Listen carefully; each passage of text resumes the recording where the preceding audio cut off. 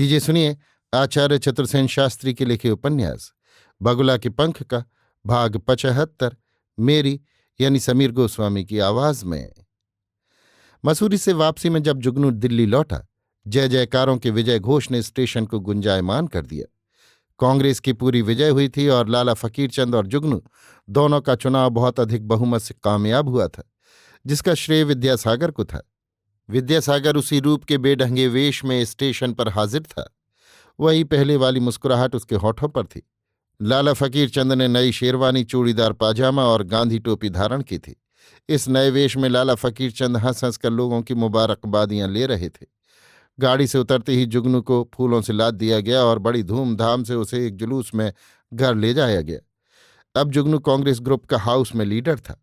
खा पीकर थोड़ा आराम करने के बाद कांग्रेस की कार्यकारिणी कमेटी की मीटिंग में उसे सम्मिलित होना पड़ा। अब सबका रुख उसी की ओर था।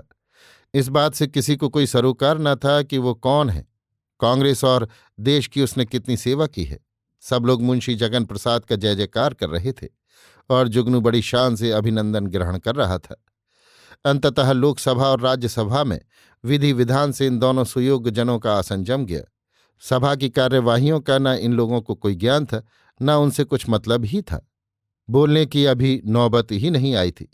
बस गद्देदार कुर्सी पर जाकर ऊँघना, कांग्रेस के साथ राय देना और भक्त बनना, कौंसिल भवन में मटर गश्त लगाना उनका काम था। गप्पे लड़ाने में दोनों फॉरवर्ड थे, पर लाला बुलाकीदास अब मंत्रियों से अपनी साठ गांठ जोड़ रहे थे। आए दिन उन्हें दावतें दे रहे थे। अब बड़े बड़े परमिट उन्हें मिलते जा रहे थे और छोटे आदमियों से वे बात नहीं कर रहे थे। लाखों पर हाथ साफ करना उनका धंधा था।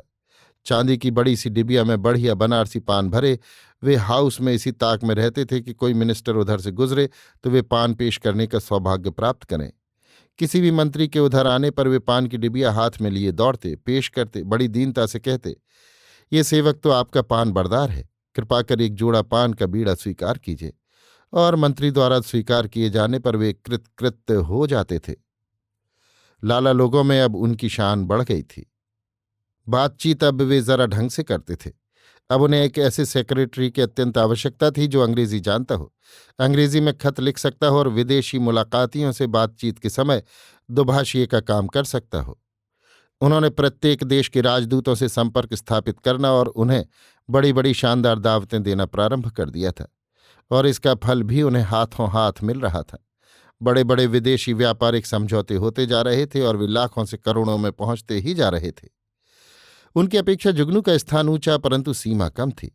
व्यापार बिजनेस वो कुछ जानता न था और अब रिश्वतों का बाजार मंदा पड़ गया था, क्योंकि उसे म्यूनिसिपैलिटी से हटना पड़ गया था।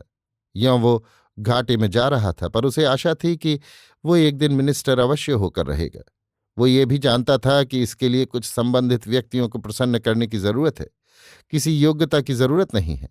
और अब वो मिनिस्टर की कुर्सी की प्राप्ति के लिए सब कुछ कर गुजरने पर आमादा था। अभी आप सुन रहे थे आचार्य चतुर्सेन शास्त्री के लिखे उपन्यास बगुला के पंख का भाग 75 मेरी यानी समीर गोस्वामी की आवाज में।